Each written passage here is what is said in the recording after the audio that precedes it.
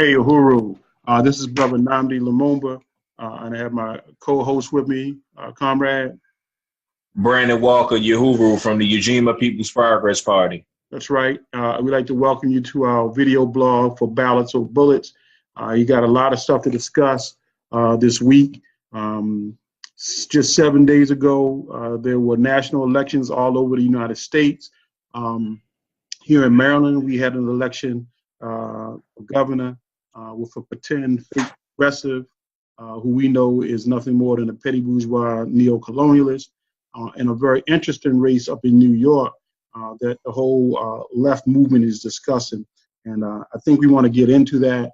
We're going to share a video where she talks a little bit about what democratic socialism is, and we're going to kind of really get into that video ourselves. Brother, you want to say anything, man, just to kick it off? Yes, I want to speak to importance of a saying called combat liberalism. We, at all costs, whatever organization you with, social, economic, spiritual, any movements or factions that you have, you must combat that liberalism. If something needs to be said about speaking in error or misspeaking or being misinformed, we must speak about it. And I want to tie this to the Alexandria Ocasio-Cortez specifically, where the young lady may have the fire, the intention, and the right attitude to be able to bring change. But if there are people around her who aren't heavily politicized or rooted in the work to speak, not just intelligibly or concisely, but from a philosophical point where the class ideology of knowing what socialist stands for, what socialism is, and knowing exactly how the democratic structures of how you explain what's your purpose, what is your philosophy stands for, and how does your class interest define it. I think that the sister spoke, and a lot of her comrades and partners could have stepped in and stopped it and be like, hey, you know, you can say certain things differently, but you also have to reinforce the fact of which gotten you here. So I think that a lot of that liberalism is to be pointed out. Well, let's do this, because I think it's important to have a real balanced discussion about this. I think the discussions have happened in the left about what does this election, this successful primary election mean. She's not somebody who we are, quote unquote, very familiar with here in Maryland. Conrad is Alexandria Ocasio-Cortez. She did run up against a very well-established Democrat. He was very powerful in the U.S. Congress. I believe he was a third or fourth ranking Democrat, and was positioning himself to move up the ladder. And nationally, they found her victory to be a shock. I think what we're kind of digesting is, how do we talk about the candidate, and how do we talk about the organizational capacity of the movement, right? For us, we want to be clear. I think that her positions as a left a politician, her commitment to certain ideas, you listen to her videos, you can see that she has some idea about where she would like to go, right? And for that, I think there is potential. In New York, you have somebody like a Charles Byrne, right, who has a history of utilizing electoral process to push forward certain kind of struggles. And I think that she could possibly fill in that same kind of role on the national stage. And so in that sense, it's a good opportunity. But what we don't want to do in the Ujima People's Progress Party is have a movement built upon individuals, or the prospect for an individual to stand out. We're really talking about how we build a movement, how we build organizational capacity, how we build a real workers-based movement, so that whether you win or lose on the ground, you have some real influence and power, right, to back up a lot of the words and statements. I think that's where we want to go. We don't want to really chop this comrade down. She hasn't even won the election yet. So there's a lot of stuff to be discovered about where her politics is going to be. But I think we want to really talk about the organizational capacity of building a working class power. What do you say, brother?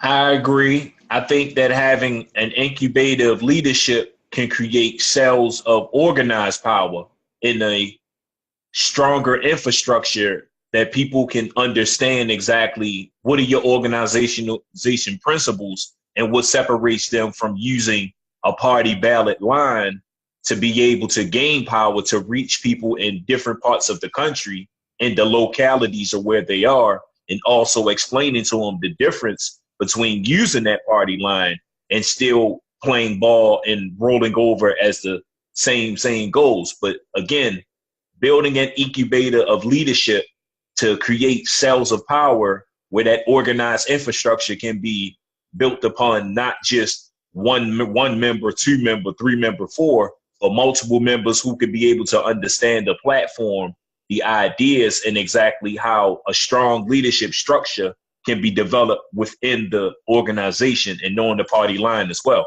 So what's interesting is that again, we're going to reference this video that we're going to do some editing. So hopefully you'll see this video either before or after, so you have context. What we find interesting is that she associated herself with the DSA, Democratic Socialists of America. The question for us is, and this is the question to all leftists, whether you support her or don't. This is our main question: how does her election build working class power on the ground? And specific for us, how would it build Black working class power? How would it build Latino working class power on the ground? And I'm talking structurally. How do we mobilize? Not just mobilize. How do we organize the neighborhoods? How do we organize the workers, the work locations? How is her campaign a reflection of that kind of social organization? Where is the organizational capacity should she start to stray? Who can actually tighten her up, right? Who can exactly her, who can pull her back? Those are now, we're not saying that those things don't exist. We're asking where are those things? Because for us, those are the important questions. Because for 99.9% of us who will engage in electoral politics, we may never win. But the question isn't whether we win an election. The question for us is, do you build political power for working class people, right? And that can happen whether you win an election or not.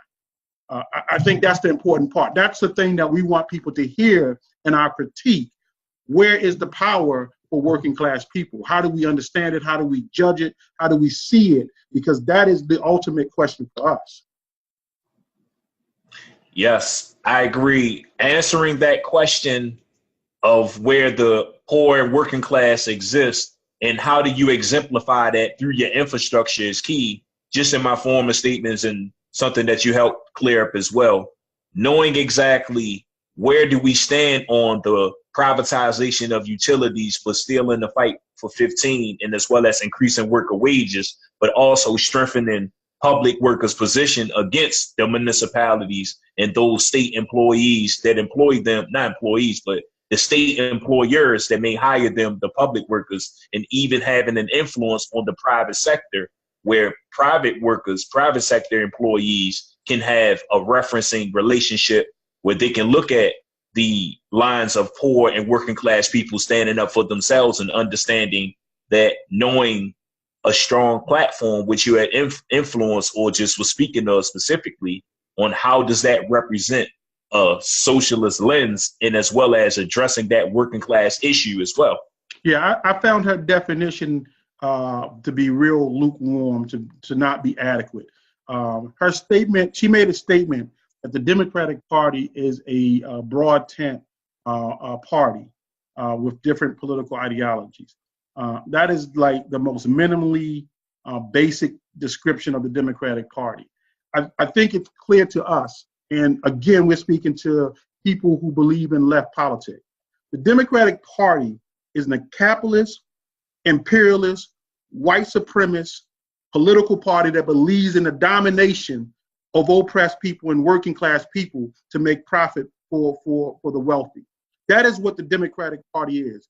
Don't bullshit the people with a definition that is so vanilla, you could be talking about anything, right? We want people to be clear. You don't, working class people, poor people, oppressed people need to get the hell out of the Democratic Party. It is not your party, and your participation in it only deepens your own oppression, right? So we got a problem with that definition. The other thing that I would like to raise real quick is that she may be able to do some of the work that's necessary, and I hope she is able to do some of the work that's necessary. But the movement against the Democratic Party, its infrastructure, its party leadership, its policies, she cannot be a barrier to people who struggle against the Democratic Party. She cannot allow her party line when she runs to affiliate with the Democratic Party when the masses are moving against the Democratic Party. You know what I'm saying? So whether that's a policy statement, whether Black people, Latino people, working class people are exiting the Democratic Party to join working class parties on the ground, she cannot be a barrier to people doing that. She can't hold people in the Democratic Party or defend the Democratic Party, or she becomes a target, just like the party she's affiliated with. Yes, and just in closure to offer my statement as well. Sometimes we cannot allow ourselves, especially if we are to run as an affiliate or a candidate for an organization, to not be combative. We can't allow ourselves to not be combative on certain positions, because if we're not, then that means a neutral position of having a lukewarm statement as what we have will also confuse those who would like to support you in the middle, but do not understand whether or not you're taking a position against the same forces that push those who were on the left into the middle further to the right. So you have to reinforce your understanding on what you stand for, what is your views and your values, and as well as recognizing the Democratic Party structure and who it does not represent, and as opposed to what you would like to bring to the forth or the front of the masses, specifically in the proper views and the issues you represent. Because what we see in the Democratic Party, there's always going to be class interests and contradictions, but a few interests of the elites that they represent on behalf of the misrepresentation of the voters and taxpayers alike.